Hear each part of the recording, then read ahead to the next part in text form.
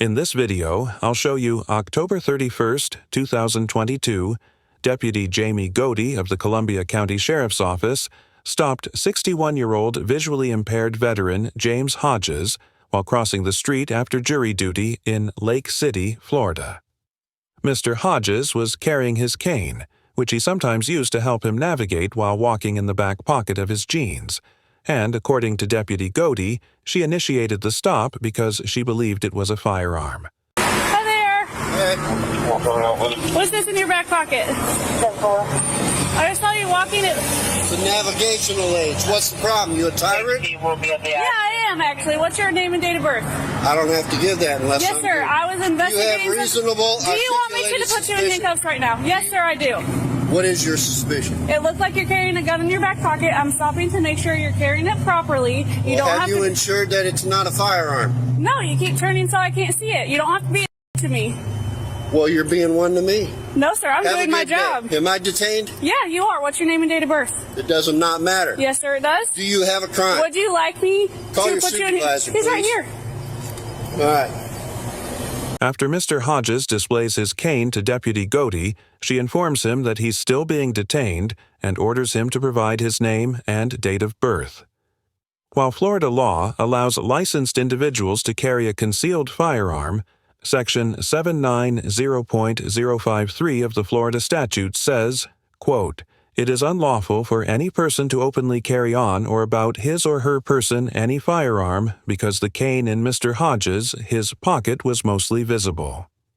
If Deputy Godey reasonably believed that it was a firearm, a court would likely determine that she had reasonable suspicion to initially detain Mr. Hodges for a suspected violation of this statute.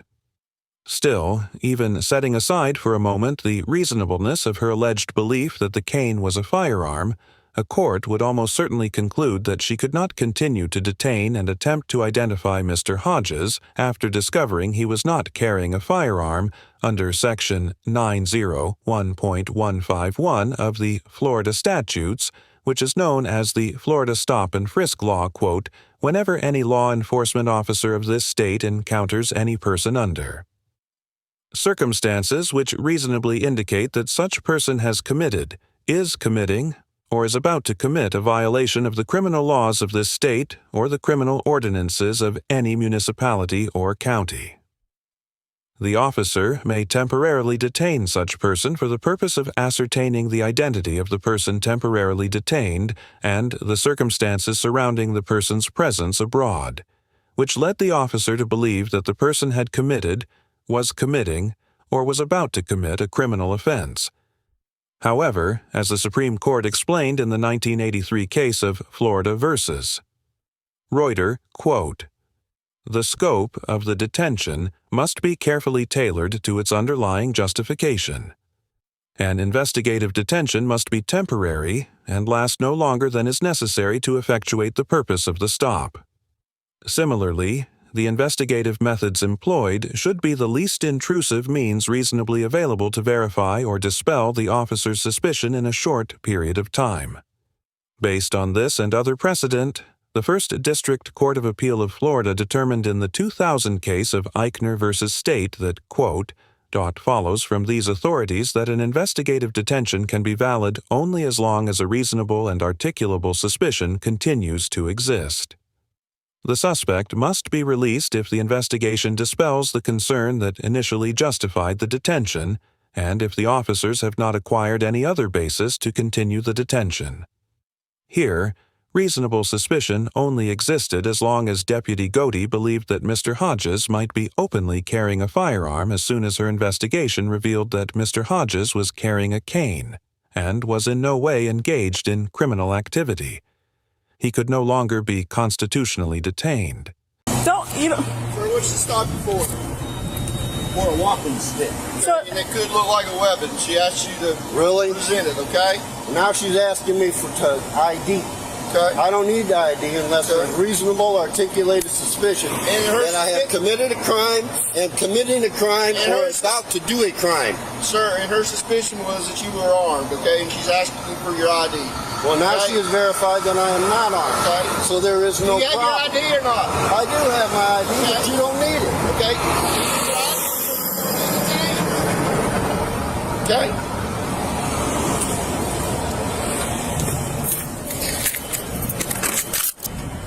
I don't know where his wallet is. Where's your wallet at, sir? I don't have a wallet on me. Okay, where's your ID? Where's your ID at? Pocket. Which pocket? You are not allowed to search me. It's in this pocket.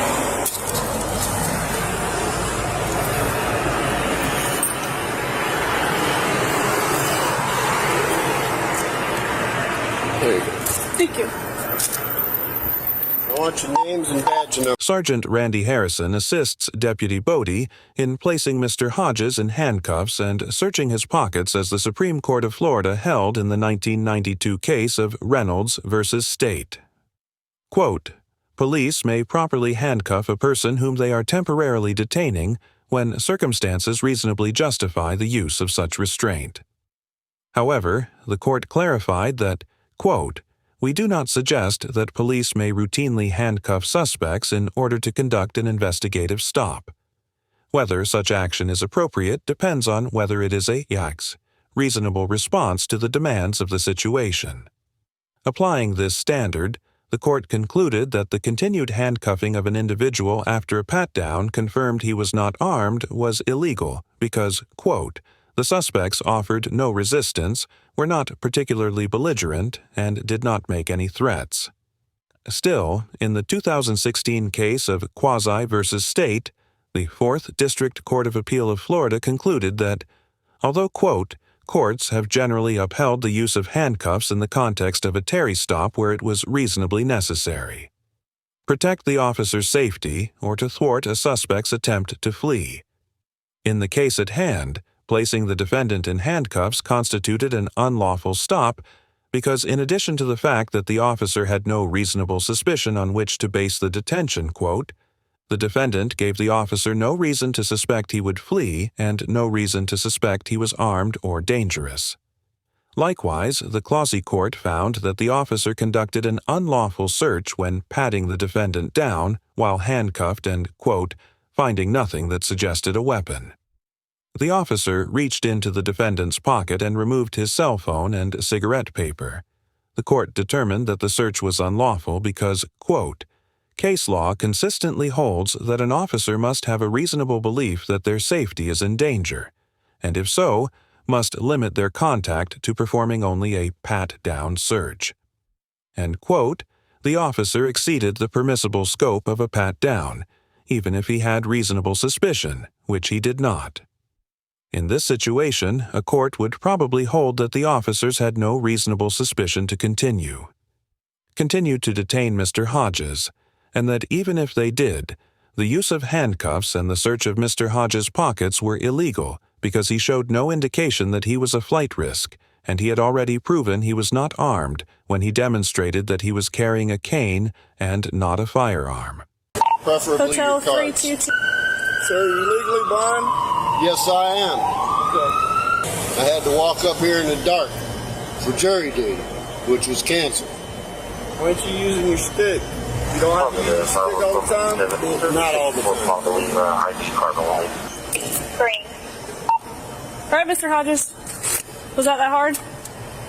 It's going to be. I want your name and your badge number. You know what? Put him in jail for resisting. Okay. All right, let's go.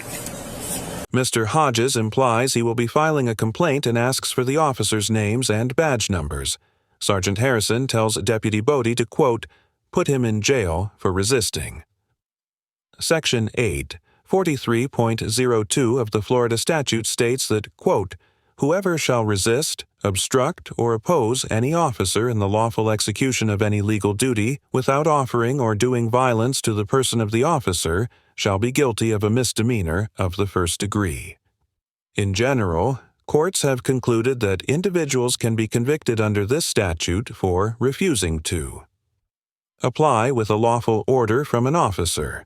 For instance, the 11th Circuit Court of Appeals held in the 2008 case of Vidimski versus City of Melbourne that an individual could be arrested for resisting and obstructing an officer's efforts to detain him during a lawful Terry stop by attempting to leave the scene. In the same vein, in the 2007 case of Ziva Ginovich versus Barner, The 11th Circuit determined that probable cause existed to arrest an individual for resisting when he, quote, disobeyed a command by members of law enforcement as he was escorted off a property he had been asked to leave. However, it is essential to note that both the statute and the relevant case law require that an individual oppose a lawful command in order to be convicted of resisting. In the 2008 case of CHC v. State, the 2nd District Court of Appeal of Florida reversed a delinquency adjudication against a juvenile defendant who fled when an officer ordered him to stop because the state failed to show that the officer was, quote, engaged in the lawful execution of a legal duty. The court reasoned that, although flight in knowing defiance of a law enforcement officer's order to stop can constitute a violation of Section 843.02, the officer must be justified in ordering the detention based on founded suspicion that the defendant was engaged in criminal activity. Because the officer did not have the necessary reasonable suspicion of criminal activity to justify a detention, and, quote, the flight occurred after the unlawful order to stop, the court granted the defendant's motion to dismiss the charge, even though the officer did not arrest Mr. Hodges until he threatened to file a complaint. According to Deputy Godey's arrest report, quote, James was found to be in violation of Florida Statute 843.02 by obstructing the ongoing investigation when he repeatedly refused to allow identification of the object in his pocket, as well as refusing to identify himself, despite the fact that Mr. Hodges removed the cane from his pocket and clearly displayed it to Deputy Godey when he was under no legal obligation to do so. Given the precedent on the issue, a court would likely determine that Mr. Hodges did not violate. 8. Section 843.02 of the Florida statutes because the officers could not lawfully detain him or require that he identify himself once it became evident that he was not carrying a firearm and therefore were not engaged in the lawful execution of a legal duty. I want your name and badge number 2, sir. Have a seat. You want to pick my property up, please? I sure will, after you have a seat. You want to pull this out of my back pocket? Sure. Here, I'll grab your jacket for you, too.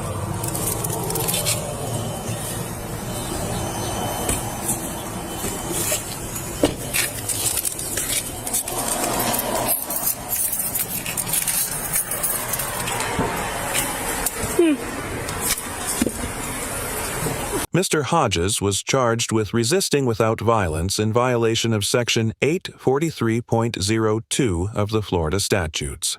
However, the charge was dropped on November 7, 2022 by State Attorney John Durrett, who stated in a court filing that, quote, after having examined all known evidence, it is the determination of the undersigned that said cause does not warrant criminal prosecution against the defendant. On November 3, 2022, Mr. Hodges contacted the Columbia County Sheriff's Office about the encounter and requested the body camera footage and the office, initiated an internal investigation into the incident.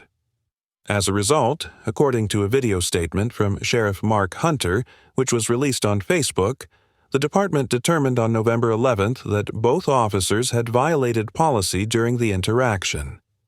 As a result, Sergeant Harrison was immediately demoted, suspended without pay for 7 days, and will not be eligible for any favorable action for 2 years.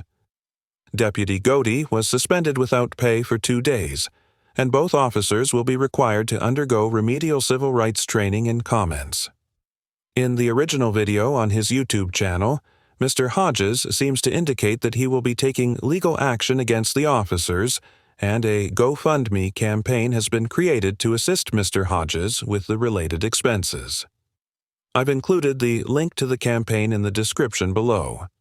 Overall, the Columbia County officers get an F for illegally detaining, handcuffing, and searching Mr. Hodges, demanding that he identify himself when he was under no legal obligation to do so, and arresting him when he refused to comply with their unlawful orders and threatened to file a complaint against them for their unconstitutional actions. Although it is possible that Deputy Godey initially mistook Mr. Hodges' cane for a firearm throughout the encounter recorded on her body camera, the cane is clearly visible and does not look remotely similar to any firearm, making her claims highly unreasonable at best. It is evident that the only crime Mr. Hodges committed was refusing to unquestioningly comply with the officers' unlawful commands as they continued to detain and handcuff him after he had. It clearly demonstrated he was not involved in any criminal activity. While I commend Sheriff Hunter for actually taking disciplinary action against the officers involved, I seriously question whether the abusive and authoritarian attitudes these officers demonstrated towards Mr. Hodges can be corrected with additional training, and I hope Sheriff Hunter will take more permanent steps if another issue arises with either of these officers. Mr. Hodges gets an A+ for knowing, understanding, and defending his constitutional rights, refusing to comply with the officer's illegal orders and taking appropriate action after this interaction. Throughout the encounter, Mr. Hodges repeatedly communicated to the officers that he did not consent to their actions and that they were violating his rights. And although the officers did not seem to care, Mr. Hodges did not allow their indifference to the Constitution to dissuade him from exercising his rights. I commend Mr. Hodges for having the courage to stand firm in the face of police overreach and to immediately file a complaint and pursue legal action against the officers involved, and I wish him the best. Thank you very much for watching the video. Subscribe our channel for next video.